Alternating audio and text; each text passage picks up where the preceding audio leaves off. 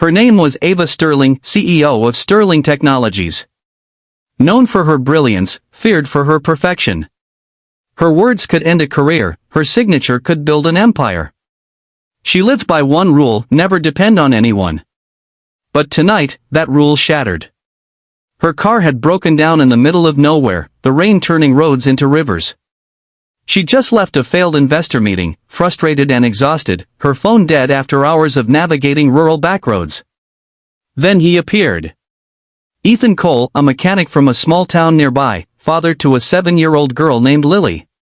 His truck looked like it had survived wars, his boots were muddy, and his smile, humble but warm. He offered to tow her car back to his shop, and though she wanted to refuse, thunder cracked so loudly she found herself nodding. The drive was awkward. Ava sat stiffly, clutching her purse, glancing at the mud on his seat covers. Ethan tried to break the tension. "You from the city?" he asked casually. "Something like that," she muttered. "Guess city cars don't like our roads much." She exhaled, half smiling despite herself. "Guess not." When they reached his small workshop, Ethan immediately started working under the dim yellow light. His daughter, Lily, peeked from the doorway, holding a worn-out teddy bear. "Daddy, who's that?" she whispered. "A lady who got stuck, sweetheart." "Go grab her a towel, will you?" The girl ran off, returning with a small towel that smelled faintly of lavender. Ava, surprised, took it gently. "Thank you," she said softly. Lily grinned. "You're welcome. Daddy says helping people is good luck." Something about that small, innocent kindness hit Ava hard. For years, her life had been all boardrooms and deadlines, no warmth, no smiles like this. While Ethan fixed her car, Ava watched him, how carefully he worked, how he smiled when Lily talked, how he didn't seem to notice the rain soaking his shoulders. When the car finally roared to life again, she handed him a credit card. "Send the invoice to my assistant." Ethan shook his head. "Don't need that. Just glad you're safe." "No, really. I can pay." "Ma'am," he interrupted gently, "not everything's about money." Her lips parted slightly. Nobody talked to her that way. Not since, she couldn't even remember when. As she drove away that night, the sound of his voice lingered, calm, steady, real. For the first time in years, Ava felt something she couldn't describe. Seen the next morning, Ava walked into Sterling Technologies headquarters, her usual armor of confidence restored. Meetings, reports, strategy sessions, everything back to normal. Until she opened a new HR file. New promotion request: Ethan Cole, Senior Technician, Regional Repair Division. Her pen froze mid-air. Ethan Cole. The name echoed in her head. Her heart skipped. Could it be the same man? No, it couldn't. But curiosity gnawed at her. She clicked the file, there it was.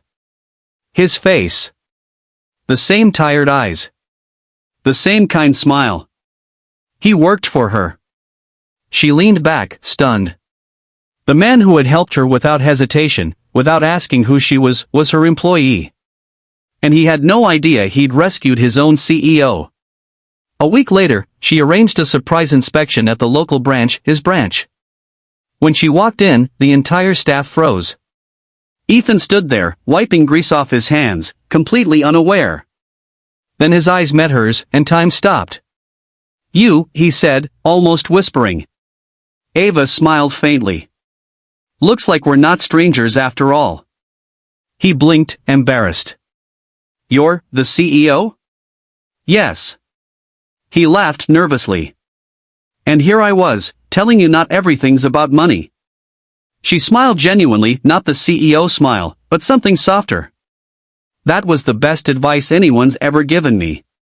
The day went by with her inspecting, watching him work, talking to employees. She noticed how respected he was, how everyone turned to him for help, how Lily sometimes waited in the office corner drawing pictures for her dad. Before leaving, she stopped him again. "Ethan, I reviewed your promotion request." He straightened, unsure. "Yes, ma'am. I'm approving it. Effective immediately." He blinked, speechless. "Thank you, but..." No buts, she said. You've earned it. And not just for your work, for your heart. That night, she drove home quietly, realizing how blind success had made her. She had wealth, power, and luxury, but he had something she'd lost long ago: compassion. Weeks turned into months. Ethan's new role grew. He and Ava began talking more, sometimes about work, sometimes about life. Lily adored her, often visiting the main office to bring Ava hand-drawn thank you cards. One evening, during a corporate event, Ava stood on stage to give her closing speech. She looked out at her employees, her eyes finding Ethan in the crowd, smiling proudly. She paused, her voice softening. Sometimes, life reminds us that real strength isn't in titles or positions, she said. It's in kindness, courage, and doing the right thing even when nobody's watching. Ethan's eyes met hers, filled with quiet pride. The applause filled the hall, but all Ava heard was the echo of rain that night and the voice that said, "Let's pretend we're not strangers, just two people stuck in the same storm." Because maybe, she thought, that storm had been a blessing in disguise.